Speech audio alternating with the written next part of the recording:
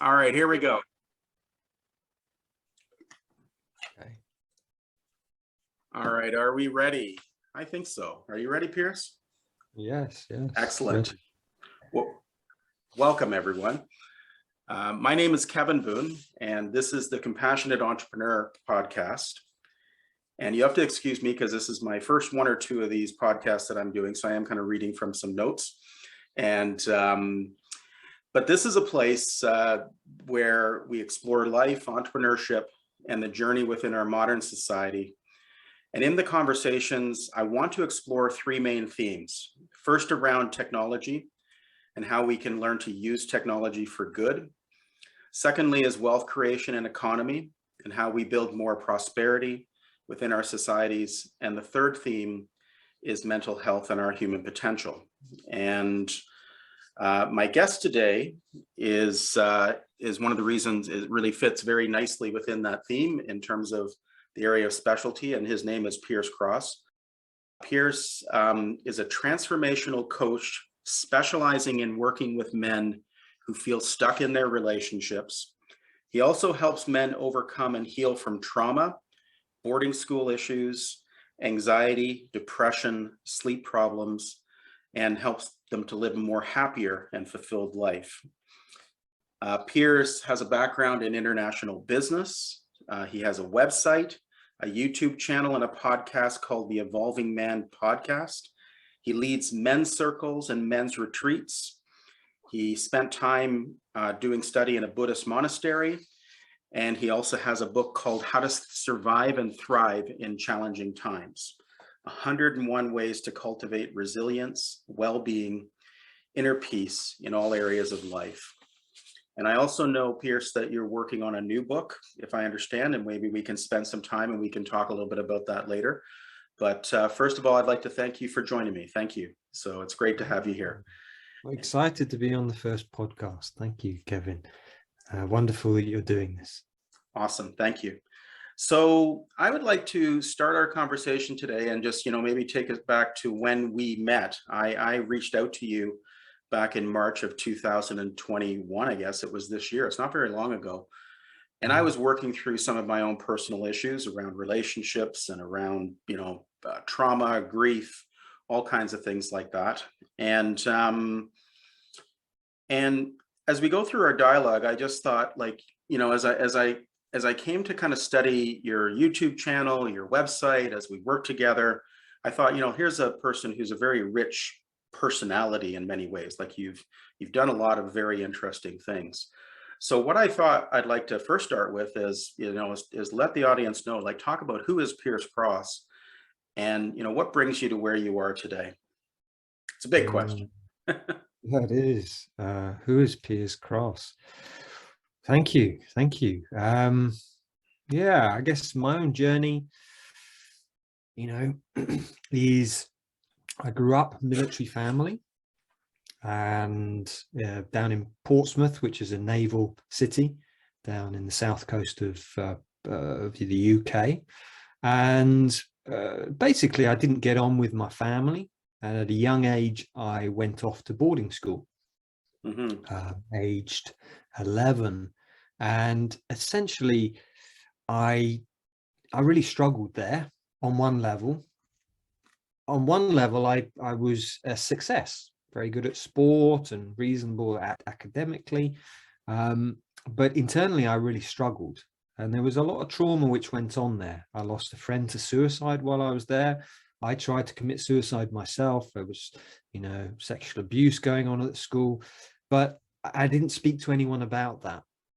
So fast forward, the external success, by the time I was 18, 19, I went on and I graduated into international business school. And it was one of the top business schools in Europe. And I ended up qualifying, working in the city in London in some quite high profile jobs, but I was deeply unhappy. And it was around that time I started to have a breakdown. And the breakdown, basically, within a couple of weeks, I found out my father had he had cancer, terminal cancer.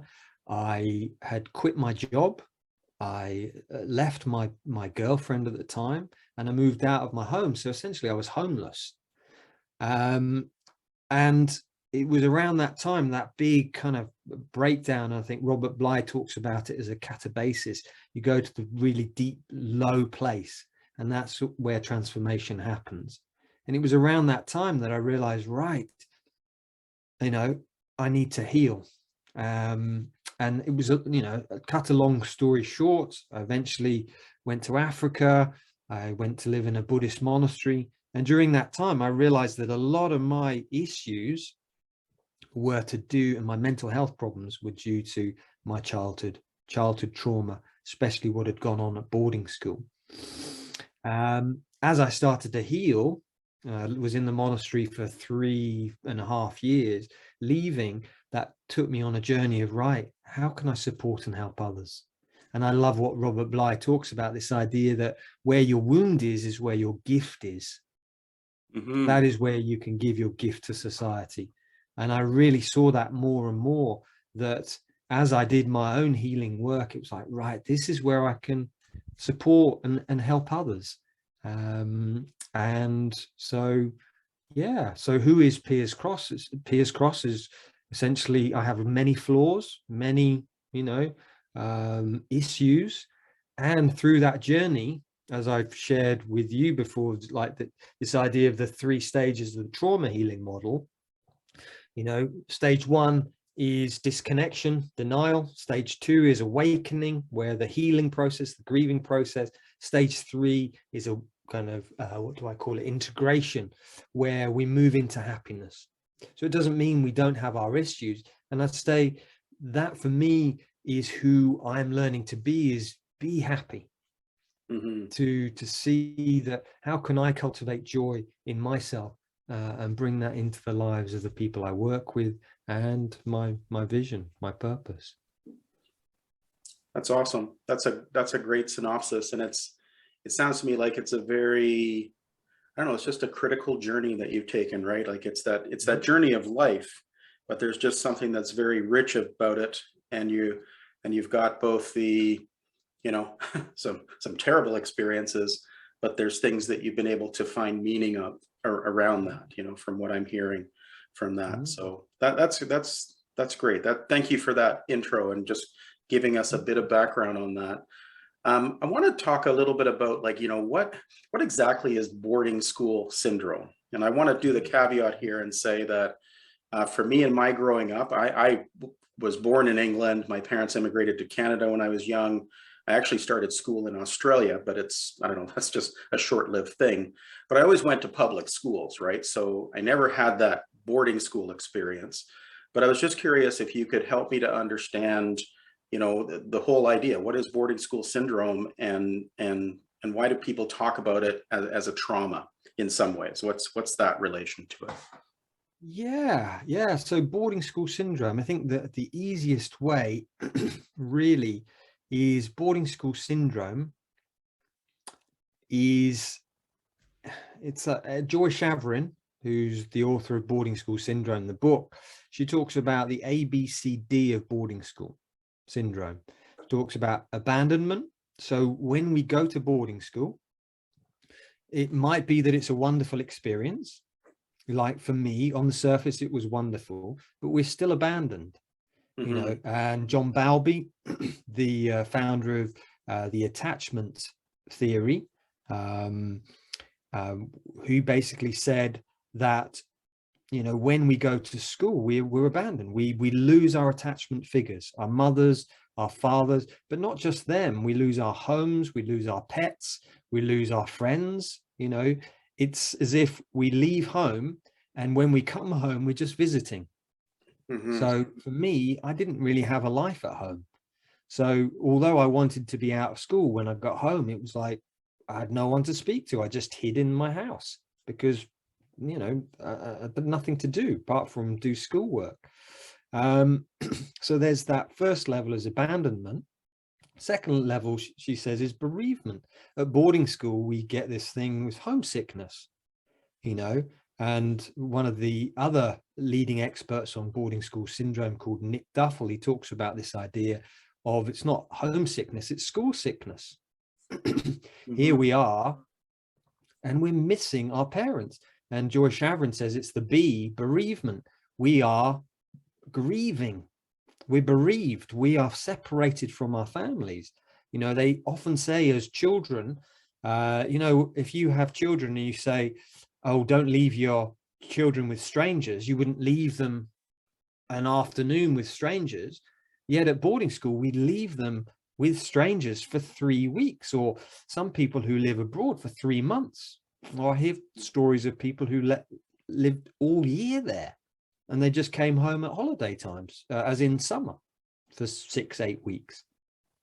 So we have that bereavement. We lose, you know, but we're not allowed to grieve, because at boarding school, any emotion, tears, anger, things like that, it's not allowed. The third thing she says about it is captivity. So we're captive. It's not as if at the end of the day you go home.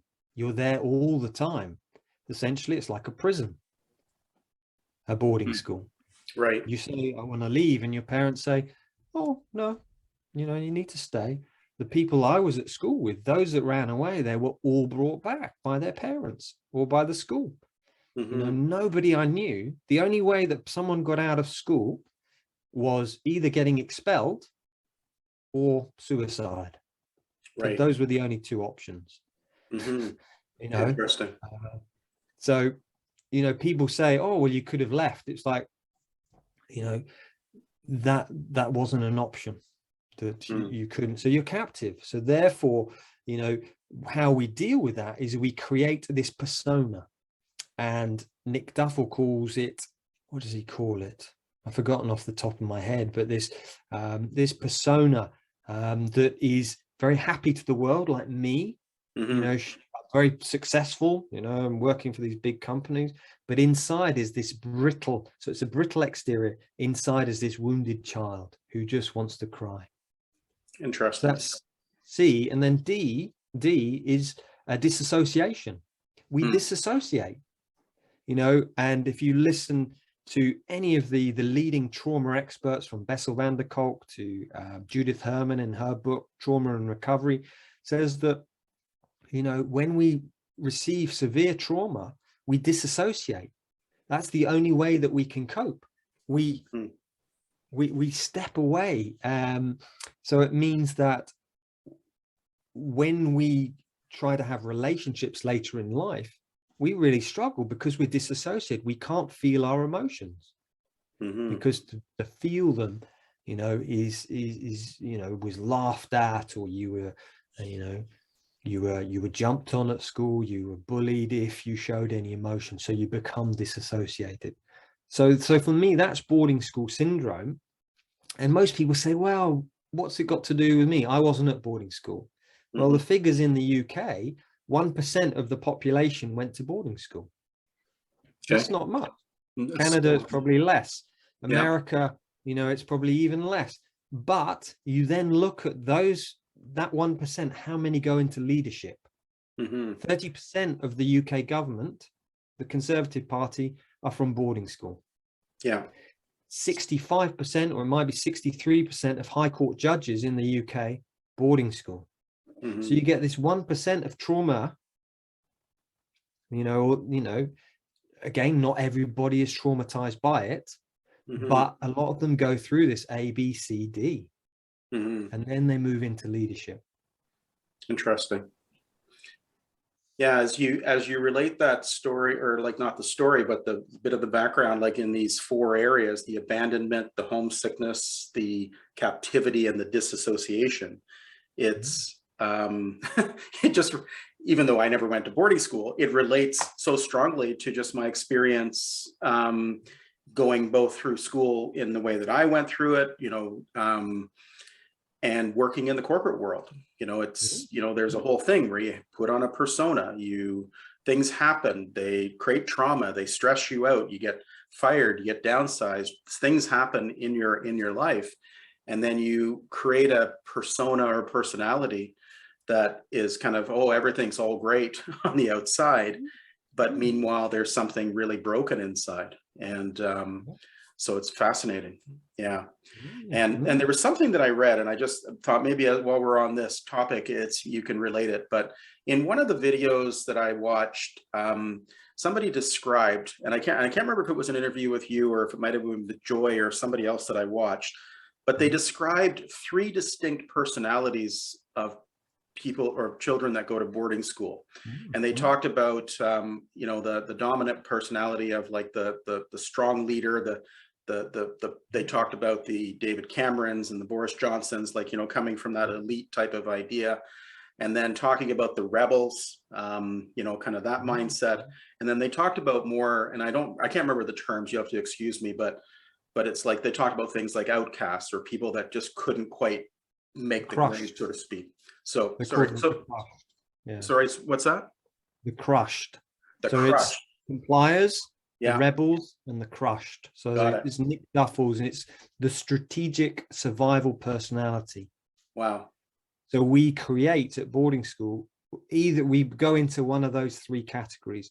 Most of us go into the compliers. So that was me. I was a complier, definitely. Yeah. You know, I didn't get into trouble at all. Did everything that I was told of me. I, you know, followed all the rules, and I never got into detention. You know, always. But in that space, I was always in fear. Second stage is the rebel. The rebel is like, you tell me to do something, I'm going to do the opposite. You know, I heard a story recently of someone at my school who every time they were caught smoking, they were fined. But it got doubled each time. And I think at the end, by the time she left, she owed a fine of £900. This is a school fining a teenager £900 for smoking. Right. You know, so that's the rebel. And they don't see that underneath that. That's because that person potentially is really hurting. And then the third level is the crushed. Those are the people that, you know, Richard Beard in his book Sad Little Men talk about. You have this on every year. So we had 10 on our year in the house, or 10 to 15. On every year there was the crushed. And they were the person who either couldn't control their anger, couldn't control their tears, and they were the people who everybody went at all the time. Interesting. Are there in the work, that the study that people do on boarding school, are there any statistics that kind of show kind of how that breaks down, or, you know, or anything like that? I don't even know if that would be a right way to say it. Yeah, I mean, there aren't, because I think it would be useful at some point, but I think Nick kind of talks about it, Nick Duffel, this idea that I would say compliers, maybe 90%, 95% of compliers, right? You know, the Boris Johnsons, you know, I'll do everything. I mean, and then you've got the rebels, but for me, I see Boris Johnson, he has the rebel within him as well. So the rebel, I would say, is maybe 10%, 9%, and then the crushed is maybe 1 to 5%. Yeah. Who were the crushed. And, you know, I think again, Richard Beard said, if you were in a year group and you couldn't see the crushed, yeah, it was you. Right. I see. So you had to be really, it was kind of, and this is it. We were on, you know, this tenterhook all the time, fear, not trying to make mistakes. I was so frightened of making mistakes. Eggshells, right? Yeah. You know, it's like, and I think this is what people don't necessarily understand about boarding school is, yes, mainstream school is horrific in some levels. Yeah. But I see that, you know, for me, until I was 16, I didn't have a door. Not even on a toilet. Downstairs toilets, yes. Upstairs toilets, no. No shower. Doors on showers, baths, on any of my living spaces. Not till I was 16. So that was 11 till 16. You're open, and therefore you become guarded. Yeah. And at the end of the day, you think, oh, we can relax. It's like, no. Right. I don't have a room where I can just, as a teenager, close my door. Yeah. Have my own space. You don't get that. So you build walls up. So these leaders who are out there in the world have these walls up around them. That's why for me, they have that disconnection between some of their decisions. They make these decisions and it's like, are they not thinking about the people? Yeah. Just thinking about the institution. Yeah. Interesting. And you made a comment a little while ago where you talked about how within the school system itself, you were not allowed to really express emotion. So it was a huge suppression, right? And the impacts of that, what's the natural, I'm just asking this as a question, but but what is that natural expression of a child? When a child is walking through life, you watch them respond in joy and they're playful. When they get hurt or angry, they will let it all out, and there's a part to that gets, silenced over time, right? So fascinating. Yeah. And it kind of, you mentioned the questions last night, the idea of the archetypes. It's like, for me, you have the king, the warrior, the magician, and the lover. It's like, we need to learn how to be men, how to be women. So the king becomes the queen. And we don't learn that at school because we have one teacher for 50 children. So who do you learn from? You learn from other children. You are initiated by other children. You're taught about sex from other children. So what do you get? A child teaching a child. You don't get an adult. You get a child in an adult's body. Yeah.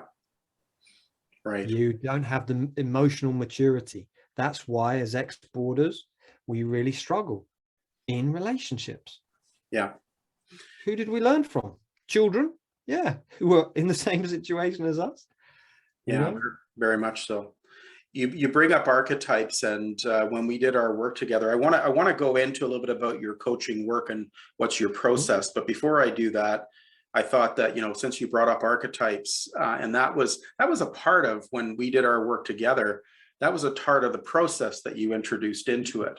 And I thought that maybe if you could just give a little bit more of a background on, what are the archetypes, what do they represent, and why are they important? Like, why are they important for in a healing path, or however you might work with people?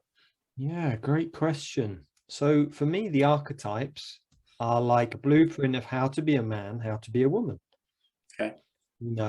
I was meeting with, I'm a scout leader, and I was asking the question to the teenage boys a few years ago, and I asked them, I said, what is it to be a man? And one of the leaders there, who was, similar age to me, a bit older, said, oh, I've never thought of that. And that's it. We don't think about what it is to be a man or a woman. We don't even question that. We just think, oh, I'm a man because I have a physical body. But what the archetypes is, it's like a blueprint of, no, often we're very immature. In the ancient societies, we would have been initiated. We would have been taken off with the older men. We would have been taught hunting, all these skills, these stories. I think Einstein was once asked, this lady came up and says, I've got this really brilliant child. I would love you to, what do I need to do? What maths equations do I need to cultivate that genius? And Einstein said, tell him stories. She said, no, you don't understand. I want him, what maths problems or what things does he need to learn? He said, no, tell him more stories. Right. It's the imagination. He says the imagination is more important than knowledge. And therefore we were told stories as young boys by our ancestors. We were sat around the fire, we're told stories about what it was essentially to be a man or to be a woman. Right. We don't get that anymore, really. So the idea with the archetypes is it's, right. Why are Lord of the Rings? Why is Lord of the Rings, Harry Potter, Star Wars? Why are these films so popular? Because they have the archetypes in them. Right. And so the archetypal work, the king is about bringing order into our internal world. It's about blessing ourselves and then blessing others. It's about being of service. king. The warrior is about action. It's about doing. It's about also having boundaries. It's about mastering ourselves. Mm-hmm. The magician is about knowledge. It's about thirsting for knowledge, for understanding, for wisdom, for bringing the sacred in, spending time in nature or whatever a spiritual practice might be. And then the lover is about emotions. It's about connection with others. It's about sex. It's about creativity, imagination. Mm-hmm. And so it's like a blueprint. Mm-hmm. And a lot of us, especially if you've been to boarding school or had severe trauma, the lover has been deeply suppressed. Yeah. Right. Emotions, connection. Lots of shame around sexuality, all kinds of other things that we have to deal with, right? Yeah, exactly. Yeah. Exactly. So what this does is it just brings us, this is something I can aspire to. How do I cultivate my king? Yeah. How do I create a vision for my kingdom? What would I love to see happen in the world, but also in my life? Mm-hmm. Yeah. You know? Yeah, absolutely. I think about, I think about the, and I've done some of my own inner work on this area, but I think about the idea of tribes, right? And it's, who were your caregivers when you were a child? Who were the people that were those predominant people? And like what I'm hearing from you, it's like you're saying that there was just a few, there was a leader in a school, who basically kind of commanded what you do. And then there was like your peers. Whereas in different types of societies, there was more the tribal aspect where you would have access to, your parents, to uncles and aunts type of things, grandparents, and there's just a wealth, like what I've seen in people that I've seen growing up, especially children, is when there's a wealth of role models, when there's a wealth of people, those people tend to become more rounded, in so many ways, and it's a fascinating thing that we've kind of gotten away from, but it's like, this work that you do, I see as very critical, because it's helping to remind us of, where we need to go through into our natural elements, who are we naturally, and letting those pieces shine is pretty critical. So thank you for that. I really appreciate diving into that, because it's an important topic, and it's not always one that we put front of mind in conversations, which is interesting. So I wanted to ask you the question, and because a lot of your work, or most of your work, from what I understand, revolves around men, and I know we've talked about it, but you talk about that you work with men's group. You talked about you've done some work with Scouts. There's the Mankind Project and men's circles.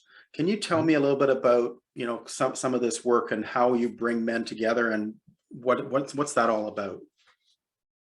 Yeah, so you asked me a question which kind of relates to that, when you sent through your questions a few days ago about what do men need. And I say that, what connects all of these things is that men, need a space to be vulnerable. Mm-hmm. We've got this brittle shell that I'm fine, I'm all right. And actually, most of us are not all right. Doesn't mean that there's something wrong necessarily, but we just need a space to go, you know what, in this moment, I'm struggling. My wife's just left me, or whatever. Mm-hmm. And I need to grieve. And, and Stanislav Grof, who's I think a psychiatrist or psychologist, saying that when we truly connect to an emotion and we reach the peak of it, that's the death of it. It then dissipates. But most of us, we suppress. So it's just low level kind of emotion stuck there for years. But if we just were vulnerable, we opened, we connected, we shared, this is what happened to me. In a safe setting, we really connect to that grief, we cry, it then is released from our system. And, they often say this, certainly in the book by Rod Boothroyd, which is Warrior, Magician, Lover, King, about the archetypes. He says that once we've moved through grief, the flip side of that is joy. Mm-hmm. And joy is the emotion of the king. So grief is said to be the lover. We access that. We feel, we feel that grief. We cry, and then we can feel joy. For me, I cried every day for almost 2 years in my 20s. Because I had this reservoir of all the trauma which had happened, which I never cried for or grieved for. Yeah. Once I let that go, it's like my heart was open. I could then feel, didn't mean that I don't then have those times when I feel grief, but it's not this huge. So I think my work with men is offering a vulnerable space where they can be vulnerable, feel, and let go of their trauma. Right. And when and men and assemble, when men come together in groups in some of this work, how do you bring them to opening to because so many of us have put these masks on or put these personas on for such a long time, and we've pushed it down. But how do you bring it out? I model it. Okay. I model it, so some people, say I work with teenagers, it's, I can just share what I share. But the more I model, I was in a men's circle of 20 ex-boarders men ex-boarders in the summer. And I just shared my story just in 3 minutes. And I really cried. I really got into that because that's what I felt. And then by modeling that, then everybody else, and it's being fully present to listen, that they are the most important person, that to listen and hold that space. But it's generally modeling of, right, I have to model vulnerability. I have to model my tears.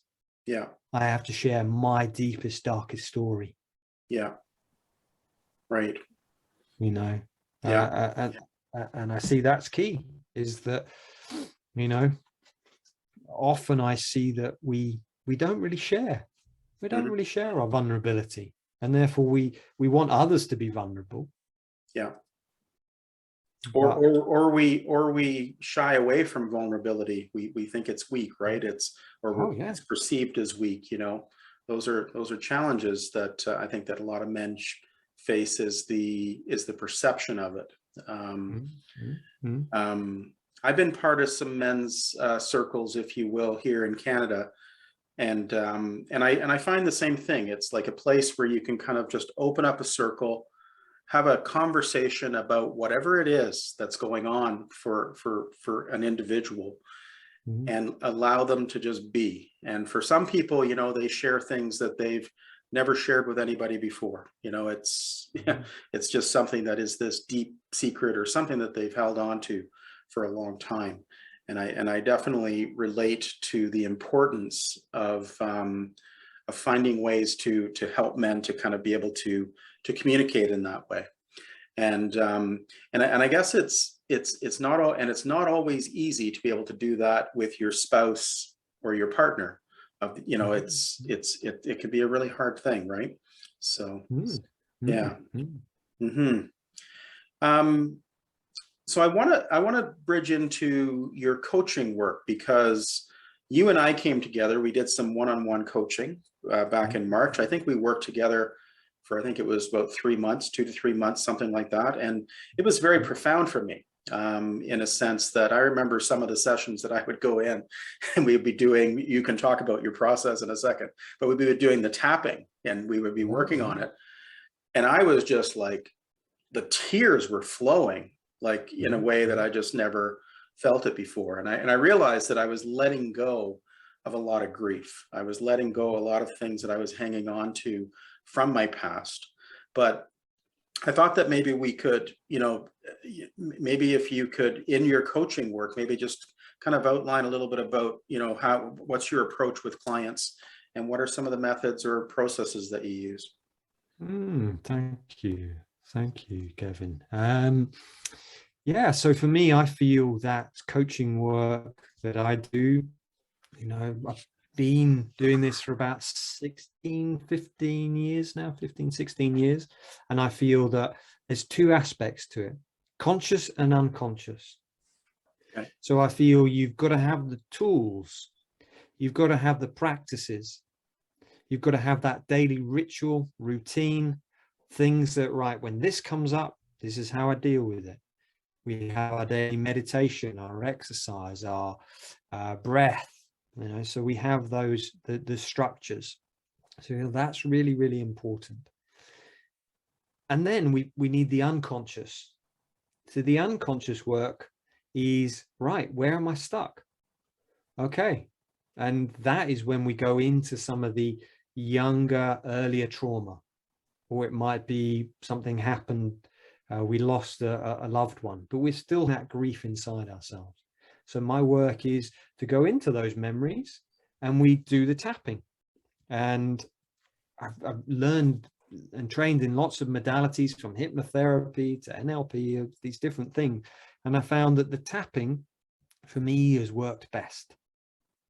And the reason for it is, like, when we tap, we're connecting in to a part of the brain, which is the reptilian brain. So when we go into trauma, we go into fight, flight, freeze, or fawn, or please, appease. So we go into those four parts, and that's really, it's stored in the reptilian brain, in the amygdala. So we can talk consciously about it, but it's still there. We still get triggered, and it kind of goes into the amygdala. So when we're tapping, what we're doing is that sending a direct signal into the amygdala. It's releasing the freeze response. It's releasing that need, or that fight, or the trauma which is in the body system. So that's, two aspects, is having that daily practice, those daily, how do I become more heart-centered, and also, why do I feel so stuck here? Why can I not move forward? Because, and it's generally due to core beliefs. I'm not good enough. I'm unlovable. I can't do this. I'm a failure. And my work is going in to the earlier memories and releasing the trauma, and then creating a new picture. Bruce Lipton talks about this. He says, in order to change our beliefs, we've got to change the pictures. In his book, The Biology of Belief. And so I feel that's really key. It's like, right, how do I release those things? What happened to me when I was 5?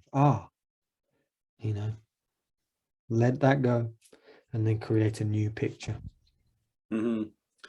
Interesting. It's and it's definitely kind of that journey where you talked about, where you have to build habits in around self-care, in terms of your body, or meditation, or things along that lines. You also did dance. I remember that you had a whole series of like songs that you had, this big boogie list type of thing, which anyway, I've had my dance this morning. I didn't, I wasn't sharing that with all my friends, but at the same time, it was great. It was great for movement, right? It was, there was something there around being able to express in those ways. And then you talk about, like, those things like memories, right? So things like that we might have from childhood. What about when it's, let's say, memories that are not in your conscious awareness, like, things that either happen very early on, or, whatever it is. I don't know, people say that trauma goes back sometimes to the womb, things like that. So I was working with someone last week, a memory in the womb. And we don't necessarily need to remember it. It's a feeling. It's almost like we know we keep getting triggered. And it's just this knowing. It's like, if you imagine, the conscious mind processes 30 bits of information at any given time, whereas the unconscious mind is 3 million to 30 million bits of information. So it's huge. So once we let go of the conscious mind saying, I don't remember, or I can't do this, or when we just trust and we follow the feeling and we tap, it's like, sometimes it might just be a mist. The memory's in there, and we just tap and what usually happens is it clears, Yeah. and the grief might come up, Yeah. and or something clear. So yeah, often we can't remember, and sometimes it's good that we don't, because the unconscious isn't ready to let go of it. Right. It's put a wall around it and it's not safe yet. We have to create that safe container that, okay, yeah, I'm now ready, to be able to release this. And therefore I've got to trust the therapist. Yeah. I've got to trust that actually, yeah, I'm in a safe space.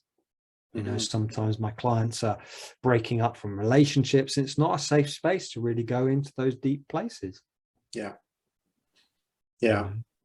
So you've got to kind of, so you use the tapping, and I want to distinguish, because, I know that there's what they call EFT. It's Mhm. EFT, but you use a method called EFT repatterning. I think that's what it's called. Is that what it's called? Matrix reimprinting. Oh, sorry, matrix reimprinting. That's what it was. Yeah. So Yeah. what's unique about that, or how does that differentiate from what people might normally think of? Yeah, so EFT is, if you've seen the Tapping Solution or the Tapping World Summit, it's basically EFT is tapping on the points, and Yeah. it might be a specific, well, I've got this pain, even though I've got this pain in my body, I deeply and completely accept myself. And we just tap through this pain in my body, it's in my shoulder. We just tap through. That's EFT, emotional freedom technique. Mm-hmm. How matrix reimprinting is slightly different. It is just a subset of EFT. It was created by Carl Dawson, who was one of the master trainers for EFT. I think there's 29 in the world. He was one of them. Okay. And he's basically created this idea that we go back to an echo, and he calls that's an earlier part. So it might be, say, a 5-year-old, 10-year-old, 20-year-old self. We go back in, and instead of us becoming that younger self, we go back as a therapist, and we imagine that we tap on that younger self. So what that means is that we're not re-traumatizing ourselves. Sometimes this work, we step back into that traumatized child, it can be re-traumatizing. So the work is we go back in, we see that younger self, and we tap on them, and we let them know they're okay. And this helps to release the trauma, release the tears of that young part. And because it's stored in the amygdala, in that part of the brain, by releasing it, it's like, oh, there's a release with that part. Mm-hmm. So that's the first aspect of matrix reimprinting. And the second aspect is asking that young part, the 5-year-old, the 15-year-old, what the resources that it needs. Oh, yeah, I would love my parents to have been there. Oh, I would love to have support here. Mm-hmm. And then we create a new picture. Right. And so put that into the matrix of a new picture. So maybe it's, oh, I'm succeeding, or I'm loved, I'm supported. Right. And then we then take that into the daily practice of remembering every day the new picture. It's like, right, yeah, I'm loved. And therefore that starts to create a new habit, a new behavior. And then when we're triggered, and when we go, oh, I'm unloved, I'm not lovable, we remember that picture, and it starts to create a new behavior, a new pattern. Yeah. Fascinating. I remember when we did some of our work together, I was going through this belief that I could never, I could just never get it right. There was always something that would happen where the hammer was going to fall. And it was like that feeling of living on eggshells. And I can't remember where it was exactly. I think it was over a combination of experiences, but it really did take me back, a couple of times to this place where I was a child with my mother being criticized for whatever it was, having mess, my toys being all over the floor or something. And then it was something that was reinforced over time, that there was just a constant dialogue. Oh, I can't, dad's coming home soon, I'm going to get in trouble. And it was almost like that was the trigger, right? And it's been really interesting to just like work on beliefs like that, and just, okay, there's a different outcome here. It's like, I'm not a kid anymore, and I don't have to be in trouble. You know what I mean? And it's creating new outcomes, which I think is really, really powerful. So that's awesome. Thanks for kind of going into that. And I guess one last question, because sometimes, and I just a clarification, when people talk about the points, are these like meridian points? Is that what they are? Like, is it like connected to acupuncture? What is that? Yeah, so they come from the acupuncture and acupressure system, which has been Yeah. around for thousands of years, and science has shown that they are 6 to 8 bases wide, so it's micro bases, so it's really tiny, but these are points which run through the whole of the body, and you tap on different points, and they all go into different organs. Obviously they go through the brain, but they also go into the different organs as well. Right. So essentially you're sending a very peaceful signal into the amygdala, and there's lots of research. I think it's on EFTuniverse.com for PTSD. They're using this for people coming back from Afghanistan. They're finding, yeah, that 6, 8, 10 sessions is really helping diminish the PTSD in these vets, or these veterans. Yeah. Awesome. Yeah, I like the fact that, sometimes, again, in healing circles, we, there's a part that we bridge between, people want facts versus, or what they think are facts, versus what they think sometimes is kind of out there. And I think that sometimes the first glance, when you do something like EFT or whatever it is, and it's like, is there a science behind it, right? And I think that what I'm hearing is that there is a science behind it. There's a lot of study that has done this work, and if you go back, like you said, to some of the the Asian cultures where they've had this kind of these modalities in their systems for quite a long time, so I think there's a lot we can learn, and I think our tools are getting better all the time. Yeah, and I think post 9/11, Yeah. Bessel van der Kolk and some of his other psychiatrists, they set up a system, and they were like, right, what do you feel that people who have been traumatized by 9/11 in New York are going to need? And they set up CBD, CBT, and I think psychotherapy. They set up those two things, and after a few months they realized nobody had come to, they set up this for people. So they did some research. What is it you've been doing? And they found out they'd been doing yoga, acupuncture, massage, and I can't remember what the last thing was. But so it's like, so people are naturally drawn to body-based things. Yeah. Yeah. Things which deal with, so acupuncture, those are the things that they use to deal with the trauma. Yeah. Yeah. Excellent. Yeah, and I would add one thing that worked very significantly for me was, and it mirrors into everything that we're talking about here, but it was the ability to reflect inwardly, go through whatever's coming up, like emotionally, and then have an outlet for expression. So it just meant that, if I was going through something internally, I could journal it, whatever it is. But then if I talked about it with somebody, quite often that would bring out some very significant, emotions that could come up, and grieving emotions quite often are cleansing emotions. At least that's what I find. So, yeah.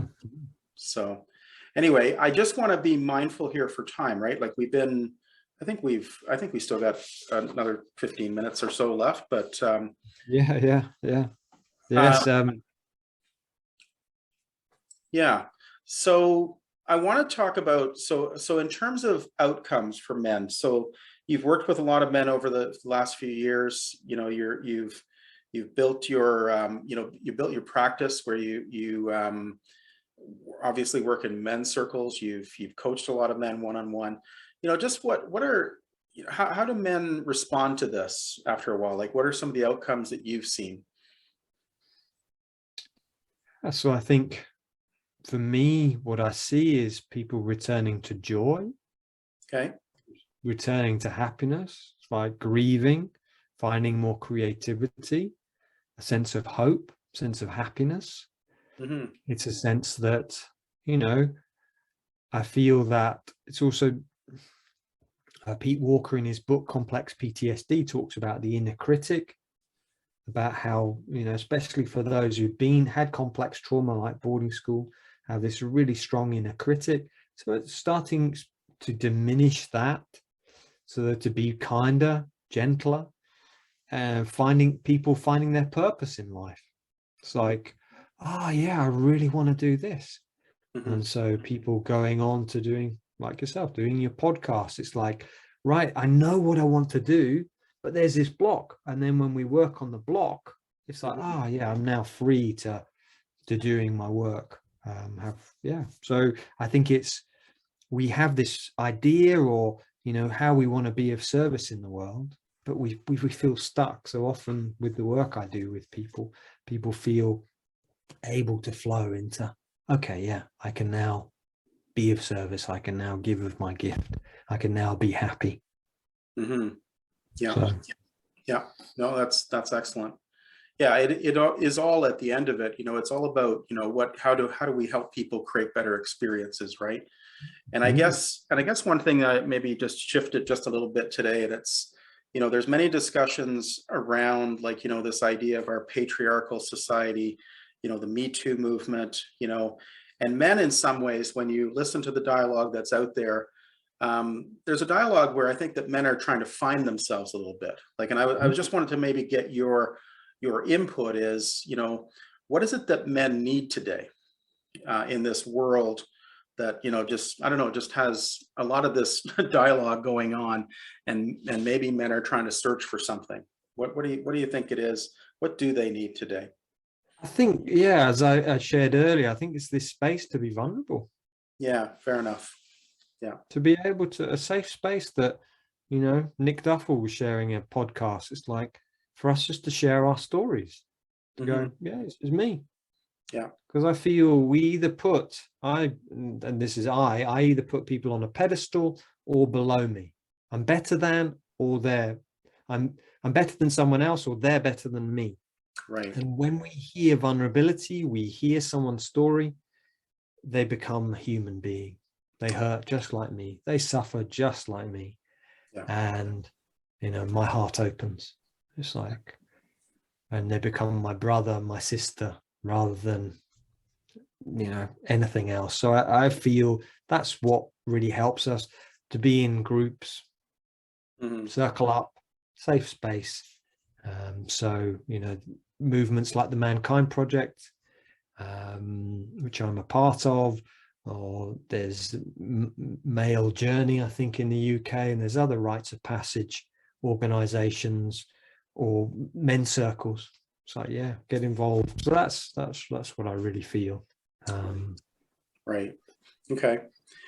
And no, and that's, and I hear, when I hear you speak, and when I've connected with you, like, I hear a real empathy, and like there's a gentleness, there's a kindness, right? That, you know, there's just something that comes out there in that dialogue, which I think is such an important, you know, kind of expression in so many ways. So one last question here around relationships. So in our relationships, how do men learn to show up better in their relationships?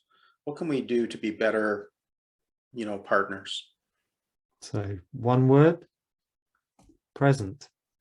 Okay. Good point. Yes.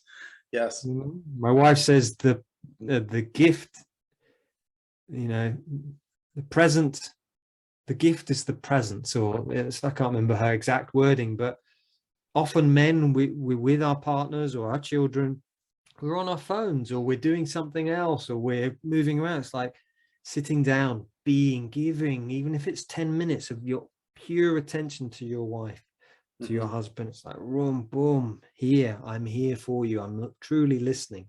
I'm fully focused on you, not on, oh yeah, I've got my phone. It's like, yeah, that's great. You have your work time. Then 5 o'clock, you turn all your phones off, you give fully. Yeah. So I feel, but it's also, you know, as the coming back to the king archetype, it's filling our cup up. We cannot give to people if we have nothing. So that's why having that daily practice, getting up early, really taking care. So you're full, then you can be even more present. Mm-hmm. Like, Mm-hmm. right, yeah, I feel good. So getting out exercising, you know, I'll go for a run in a moment, Right. get myself fully present. Mm-hmm. It's like, right, yeah, filling my cup up, then I can really give. Because I feel sometimes, because we're so busy, we're not really giving to our women. And it's like you asked me that question before, in the questions a few days ago. And for me, a relationship, if you imagine a bank account, if Mm-hmm. you have zero at the beginning of the year and you make no deposits, by the Mm-hmm. end of the year, you're not going to expect anything in your bank. Right. And that's what we do with relationships. We're so busy with stuff, but we give no deposits. And a deposit is our presence. Yeah. Or a compliment, or taking our wives out, or, you know, it's like gifting them something, or just hugging them, or, you know, anything, laughing with them. Mm-hmm. And if we make no deposits, by the end of the year, we have nothing. Yeah. So therefore, the same thing, if you have a bank account and you make a deposit every day, even if Yeah. it's $5, a dollar, Mm-hmm. by the end of the year, you've got at least 365, if not more, with the interest. It's the same with our wives. It's like, you know, go downstairs if you're working together, texting them, oh, you're beautiful. It's like you make these little deposits. Yeah. That for me is like, and we forget because we're busy. It's like, right, I have to, you know, because she's so important Yeah. to me. Yeah. Having her there to support me, to love me, even if I'm challenging as I am and I can be. Right. Absolutely. Well, I don't know if you're challenging, but I know I've gone through that experience for myself, and that I can be challenging for sure. Mm, I've heard it. I've heard it expressed before. It's kind of like, you know, it's the attention you give to your home, right? If you abandon a home, like, you know, and you just kind of like leave and nobody's living there for a while, it'll start to decay. And but mm, it's almost like, you know, and I've heard I think it's other men's groups that I've heard where they talk about the third entity, where they say there's the yourself, you know, you need to take care of yourself, and your spouse needs to take care of themselves, but then there's a third entity called the relationship, you know, and mm, it's mm, what you bring to that, which can be very powerful. And mm. that's awesome. Yeah. Yeah, and it's 1 + 1 in a Yeah. relationship doesn't equal 2. Yeah. It can equal a million. It's phenomenal. When you really give, you have that radiant relationship, you give exponentially. It's in the book, what's it called?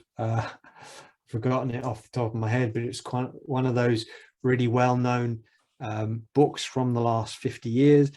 And one of the chapters is saying behind every powerful man or woman is a powerful spouse, Hmm. Yeah. you Yeah. know? Absolutely. So, Absolutely. Yeah. That's excellent. Um, I want to bring in just this theme around and just kind of change it up a little bit here in terms of, you know, some of the things that I'm interested in this podcast is, it's when I look today, like you look around, you know, you and I have lived through the internet age. We are about the same age. I don't, you know, we're close to the same age. So we've gone through the pre-internet days, the early internet days, and now, you know, this crazy time that's been probably the last 15 to 20 years that has changed so drastically. And, you know, when we take a look at things like automation, you know, and how jobs have changed and how our careers and livelihoods have changed. And then I don't know if you've seen it, but the movie called The Social Dilemma, you know, that where it's a really interesting movie because they talk about how technology is used sometimes, you know, to often by bigger companies to tap into some of our vulnerabilities, our addictions, you know, that creating dopamine effects, you know, things like that that kind of keep us engaged, keep us, you know, addicted to our phones, whatever it is. And I'm just curious, you know, what are your thoughts in relation to some of the challenges with technologies, but maybe some of the opportunities? Like, I don't know if you have any thoughts on some of that you see today. How do we learn to have a better balance with technology? Yeah, brilliant. So for me, I think it's a gift. It's a bit like a magnifying glass, Hmm. social media. It's like, what am I looking at? It depends. So it can be, if I'm looking at something bad, it grows out. If I'm looking at something good, it also expands. So I feel that social media or something like that, the internet, is a powerful tool. It's how we use it. The same with money. Someone says, is money bad? It's like, well, no, it's how we use it. We can use it for good, or we can use it for bad. So I feel for me, mornings, I don't turn my phone on till 9 o'clock. So I'll do a couple of hours of practice, then I turn my phone on so I can dance, obviously. you know, but I won't then look at my emails till about 10 o'clock. Right. Or if I'm writing, I write first and then I'll look at my emails. Mm-hmm. So it's like, do we let life lead us, or do we lead life? Mm-hmm. If Right. I'm going to turn the internet on, it's like, right, okay, what do I need? So I have my list of things I need to do. Doesn't mean the end of the day I don't then go, right, I'll catch up with social media, or I will watch something. It's like, no, we can use it for that, I feel. But if I'm going onto social media but I don't have necessarily a plan of what Mm-hmm. I'm looking at, it's very easy for me to get lost. Mm-hmm. But if I go on going, oh yeah, I'd love to learn about personal development. Oh yeah, I'd love to learn about relationships. Oh yeah, about maybe training. How can I do an Ironman or something like that? It's like, right, we write a list down and then I can use it for that. Mm-hmm. Right. But I feel that it's quite easy for us to just get lost and consumed. Yeah. With technology. Yeah. And so, I'll set my alarm every 20 minutes and I have a break. Just for a Yeah. minute, I'll do some press ups, pull ups, or every hour and a half, I'll go out for 15 minutes. Might go in the garden. I have those breaks. Yeah. Otherwise, if we were at the desk for 8-10 hours, we haven't had a break, it's very difficult for us to switch off. Yeah. What I hear in the way you describe that, and I thank you for putting that in perspective, but what I hear you saying is that, you've created within yourself the person first, which is the I or the me first. And then I go out into the world, and then what I experience in the world are the things that I'm interested in. So if it's technology, and if it's money, or whatever it is, like things like that. But it's you creating from within and going out into the world. Whereas I think that some of the challenges that I think we face in society, and I know I've gone through this myself, is where the world's creating me. And I've got demands, I've got work pressures, I've got other challenges that are coming in, things like that. And all of a sudden I'm running around on this merry-go-round, and next thing you know, I'm using my phone to scroll the internet, scroll social media or something like that. And it's controlling me in some ways in the end of it. And in the way you put it very eloquently, in the sense that it's, it's me first, and then this is how I engage in the world. And that's extremely powerful. So thanks for that. That's just that little bit of extra insight that helps me to put that in perspective for myself too. So thank you. So you know what, this has been a lot of fun for me, and it's and I realize that it is something that I love to do, as I love to have conversations, and I love to see where they can go. And I think we've, for the first one, we've kind of done all right. I really appreciate your taking the time with me today, and thank you. And I really value, kind of what you bring into the world. And I thought maybe what we could finish with is maybe just give me, I will share a bunch of the links for your website, your podcast, your other URLs and things like that after this session. But what I'm interested in is, what are some things that you're working on right now? And, is there, I don't know, what are you excited about? Yeah, so I finished my second book, which is called Boarding School Syndrome and Recovery. That is currently with the publisher and with 3 reviewers. So that's one thing I've been working on for over 2 years. It's been a really challenging thing, but that's in the pipeline. So I'll probably be working on that. Just be keeping on with my podcast. I've got a few lined up, quite a few lined up for next year, and just starting to challenge for me, how can we bring healing, love, compassion into these institutions? Because I don't think, and this is people don't understand how these institutions impact the whole of the world. People go, boarding school doesn't affect me. Yeah, because everybody who's a leader has been through these institutions. And therefore it does impact you. Right. Definitely. So that's, for me, is like bringing that, how can I bring healing for me, and openness, vulnerability into these schools, because they are then going to be creating the leaders of the future. Right. So that's kind of a lot of my work, and I don't know how that's unfolding, but I'm very passionate. I think, this is important. We need to heal this in order to, move forward.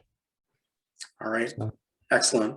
Well, I really appreciate your time today, Piers, and thank you very much. It's the sun. Well, it's a little bit brighter here now in Canada, but a little bit early start this morning. But at the same time, I really do appreciate your time, your insights, and I'm sure we'll have a chance to chat again. And so you have a great day. Thank you very much. Take care. Bye-bye. All right.